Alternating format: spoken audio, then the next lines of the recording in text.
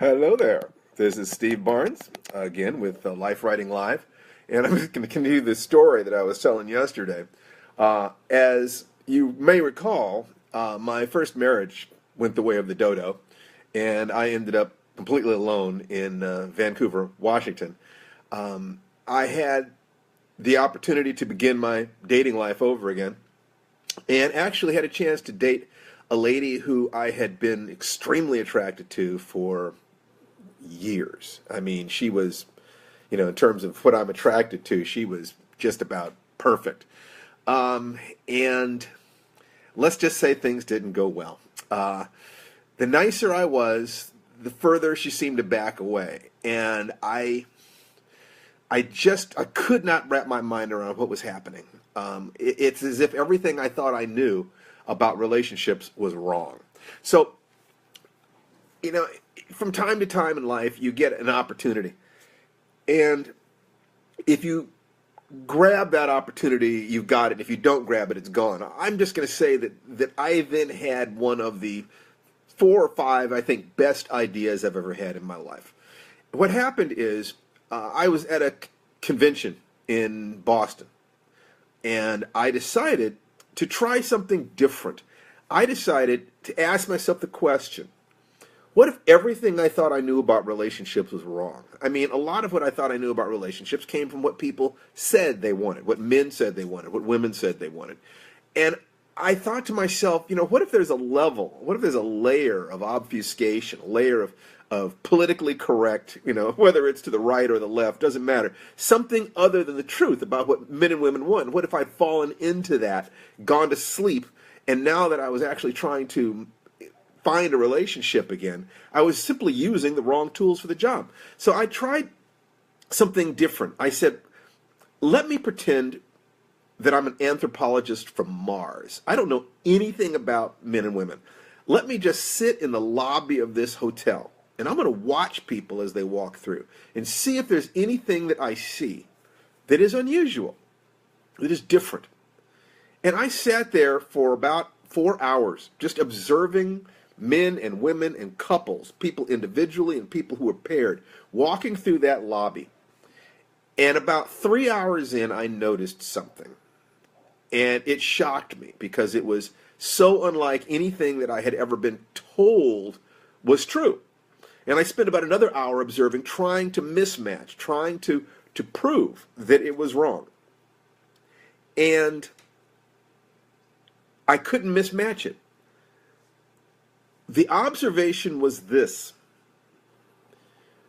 the more beautiful the woman was that I saw walking through that lobby, the more likely she was to be with a man who ignored her. And I was shocked.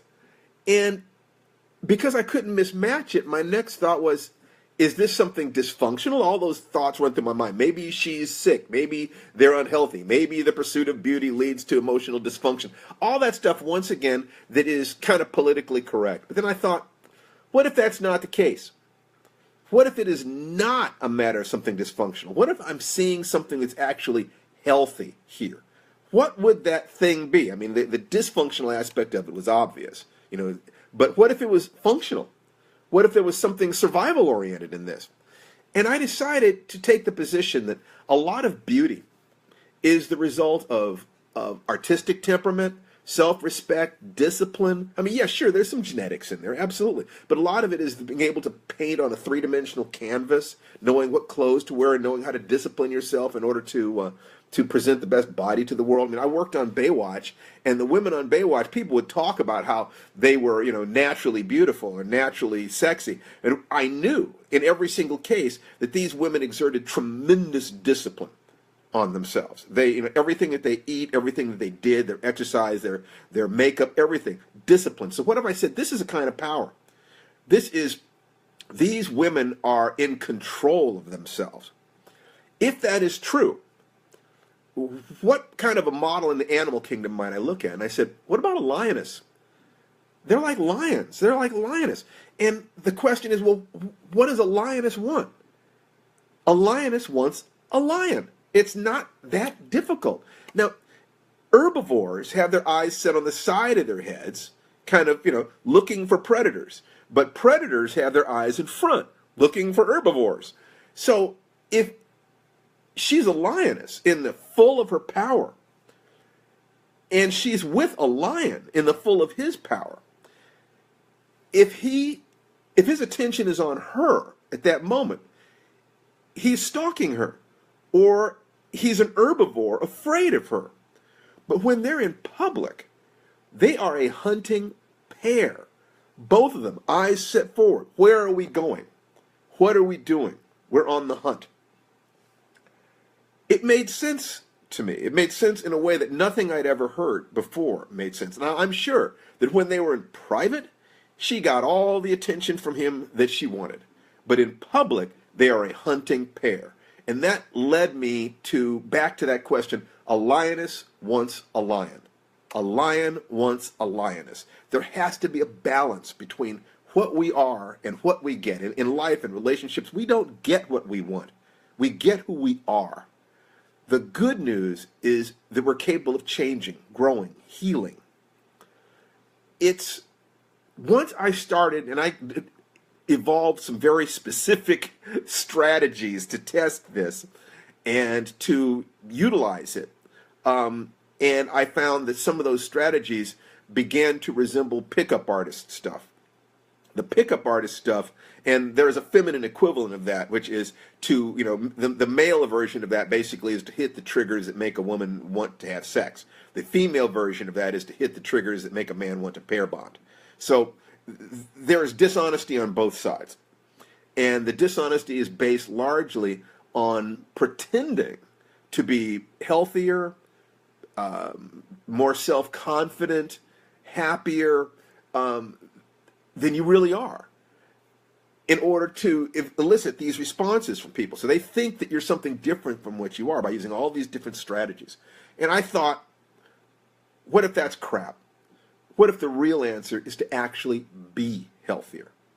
The real answer is to actually be that person, be that lion, be that lioness.